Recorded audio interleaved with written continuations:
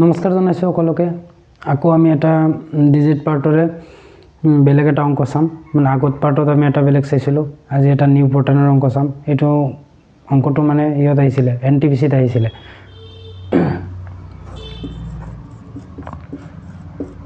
এইটো NTPCত আহিছিলে, মানে এইটো কাউণ্টিঙৰ অংক, এটা ডিজিট পাৰ্টৰ এটা কাউণ্টিঙৰ অংক। এনেধৰণৰ প্ৰশ্ন মানে অহা দেখা যায়।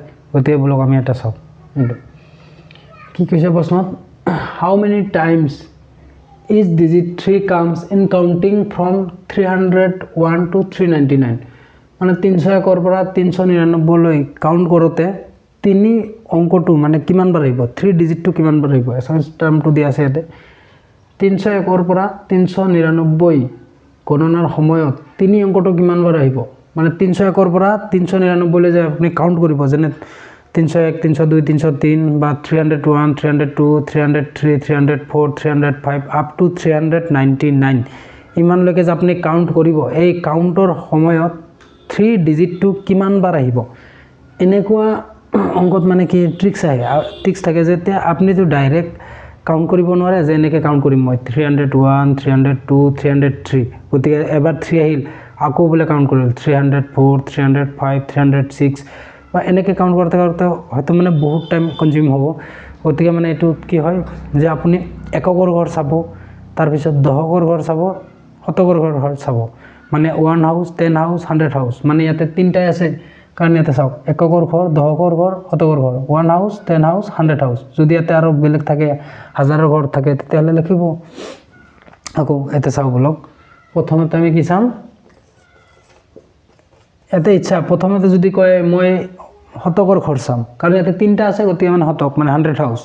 গতিকে মানে ইচ্ছা আপুনি কোনটো চাব, যে প্ৰথমতে শতকৰ ঘৰো চাব পাৰে, তাৰপিছত দশকৰ ঘৰো চাব পাৰে, পিছত এককৰ ঘৰো চাব পাৰে। কিন্তু মিডিলৰ পৰা ষ্টাৰ্ট নকৰিব, হয়তো মানে এক চাইডৰ পৰা কৰিব, হয়তো এককৰ ঘৰৰ পৰা কৰিব বা শতকৰ ঘৰৰ পৰা কৰিব। যদি আমি এককৰ ঘৰৰ পৰা কৰোঁ তেতিয়াহ'লে কি হ'ব, এককৰ ঘৰ মানে 1 হাউচ, 1 হাউচটো কিমান হ'ব, এককৰ ঘৰত কি কি থাকিব, 301, 302 নাথাকিল, 301, 302 থাকিল জানো, নাথাকিল, 303 থাকিব এবাৰ, 303 মানে এইটো কাউণ্ট নকৰিব, এইটো চাব প্ৰথমতে। আমি এইটোহে চাই আছোঁ, 303 এইটো এবাৰ হ'ল, পিছত কি হ'ব আকৌ 313 এইটো থাকিল না, এইটো আমি এককৰ ঘৰ চাই আছোঁ, এইবোৰ চোৱা নাই। মানে প্ৰথমতে আমি এককৰ ঘৰ চাই আছোঁ, এইটো চাই আছোঁ 313। তাৰপিছত কিমান হ'ব 14, 15, 16, 17, 18, 19 একো নাই। তাৰপিছত কি হ'ব 323, 23 পিছত কি হ'ব 33, এনেকৈ মানে আহি থাকিব 33। তাৰপিছত কিবা আছে জানো 34, 35, 36, 37 এইবিলাক নাই, ডাইৰেক্ট মানে 33, 43, 53 এনেকৈ আহি থাকিব 33। তাৰপিছত 43, 353, 63, 73, 83, 93 এইকেইটা মানে কেইটা হ'ল 1, 2, 3, 4, 5, 6, 7, 8, 9, 10। এইটো চাওক এককৰ ঘৰ চাওক 303, 13, 23, 33, 43, 53, 63, 73, 83, 93 এককৰ ঘৰত চবৰে 3 আছে না। কিন্তু আপুনি যদি কয় আমি শতকৰ ঘৰতো 3 আছে, এককৰ ঘৰতো 3 আছে।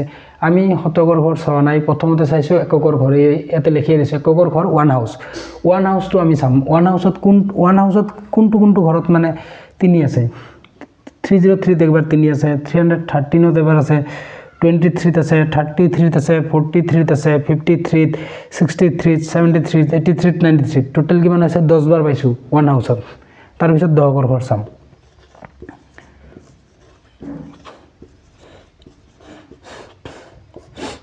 Ten house. এইটো দশকৰ ঘৰ মানে 10 হাউচ। 10 হাউচত কিমান পাম, মানে দশকৰ ঘৰত কোনটোত 3 পাম।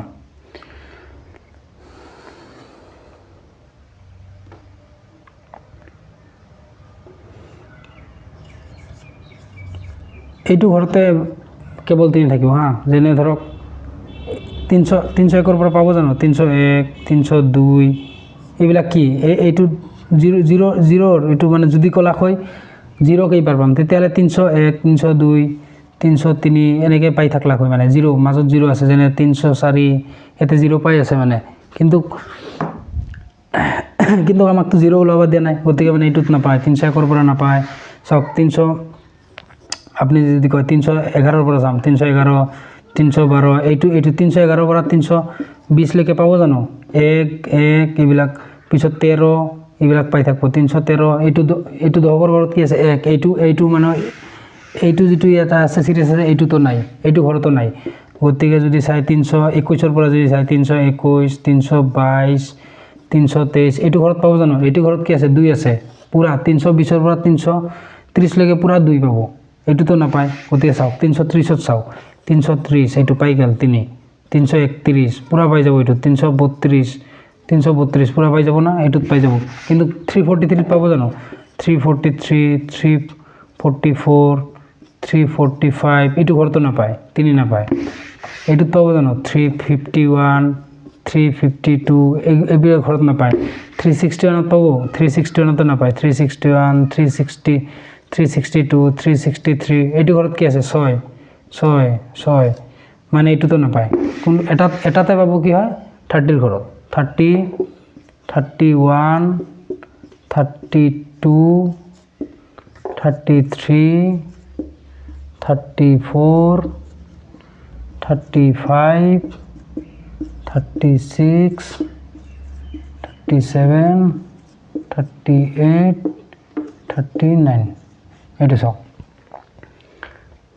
330 3 আছে 331 3 আছে 332 3 আছে 333 3 আছে 334 মাজত কি আছে 3 335 মাজত 3 336 মাজত 3 337 মাজত 3 338 মাজত 3 339 মাজত 3 কেইটা পাইছো এটা দুটা তিনটা চাৰিটা পাঁচটা ছয়টা সাতটা আঠটা নটা দহটা ইয়াতে 10টা পাইছো ইয়াতে কি চাম এবাৰ শতকৰ ঘৰ চাম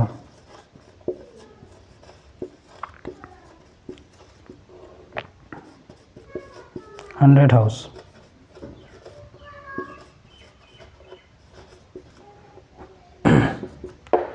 শতকৰ ঘৰত কি থাকিব মানে লাষ্টত থাকিব লাগিব লাষ্টত হলে পিছত ইয়াতে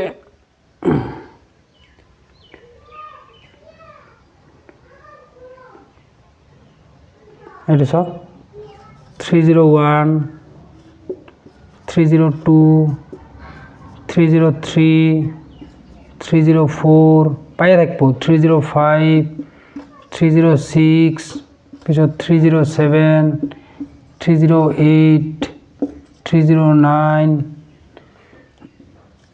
310 311 312 313 314 315 এনেকৈ কিমান পাইব 399 কাৰণ এইটো চাওক 301 302 303 মানে শতকৰ ঘৰত 3 আছে ইয়াতেও 3 আছে ইয়াতেও 3 আছে ইয়াতেও 3 ইয়াতেও 3 ইয়াতেও 3 ইয়াতেও 3 ইয়াতেও 3 ইয়াতেও 3 মানে এনেকৈ পাই থাকিব আপ টু কিমান 399 লৈকে পাইব গতিকে যদি 300 ঘৰটো বাদ দেই মানে কি হ'ব 1 পৰা 99 লৈকে পাব সে আপনি 300 বাদ দিল যে কিমান থাকিলতে 1 পৰা 99 লৈকে বা যদি ডাইৰেক্ট বুজিব পাৰে তেতিয়াতো ভালে যে 301 পৰা 399 লৈকে কিমানটা পদ আছে 99 পদ আছে কাৰণ 1 পৰা 99 লৈকে কেইটা পদ থাকে 99টা কাৰণ ইয়াতে 1 পৰা কিমান আছে 99 মানে কি বুজাল 1 পৰা 99 মানে 99 পদ আছে ইয়াতে কিমান হল তে 99টা ইয়াতে কাৰণ